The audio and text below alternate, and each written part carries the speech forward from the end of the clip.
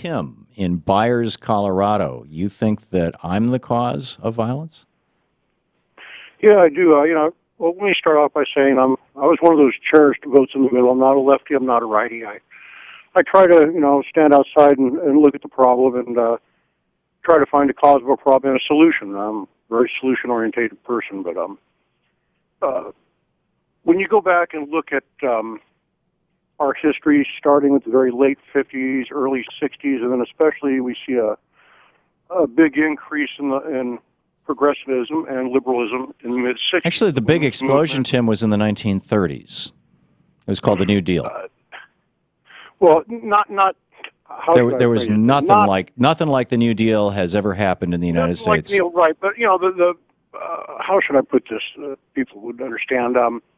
Where people became more conscious of their surroundings and felt more comfortable speaking what's on their mind, like the Summer of Love in '67 or whatever it was, and like I said, the women's movement. What we've seen happen in the last 40 to 50 years, and I'm not saying it's bad, okay? I'm just saying this is the conclusion that I've drawn, is that as we've gotten farther away from the father knows best and the leave it to beaver days, and I think everybody realizes that's never going to Which are idealized fantasies of how America was. I mean, ask an African American what life was like in the United States when Father Knows Best was playing.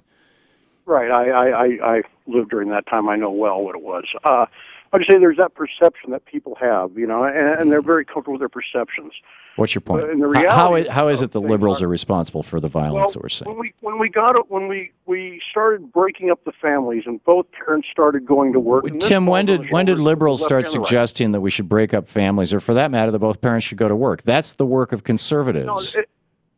That's what I was just trying to tell you, that the right and the corporate mongers forced the families to be broke up. At the same time, though, we had the women's movement backed by Gloria Steinem and folks like that were pushing women to succeed and be in the workplace.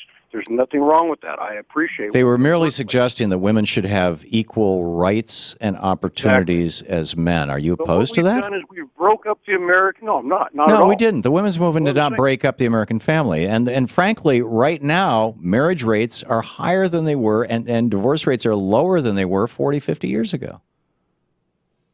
We're not, I mean, you have to be living in Bill Riley's world to think that America's families are falling apart. They're not. America's families are holding together pretty well. And the one thing, if you look look at 100-year history of the United States, the entire 20th century, what you will find, Tim, have a nice day. Okay, bye-bye.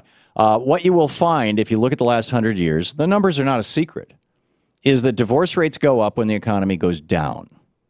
And divorce rates go down when the economy is up. It's one of the reasons why in the 60s, divorce rates were really low in the 50s and 60s, because the economy was booming. And then in the 70s, we hit a rough patch, and the divorce rates went up. And then in the 80s, Reagan spent $2 trillion to pump up the economy and put it all on our national credit card. The economy got a little better. Divorce rates went down. I mean, it's a very simple thing. It's got nothing to do with gun violence.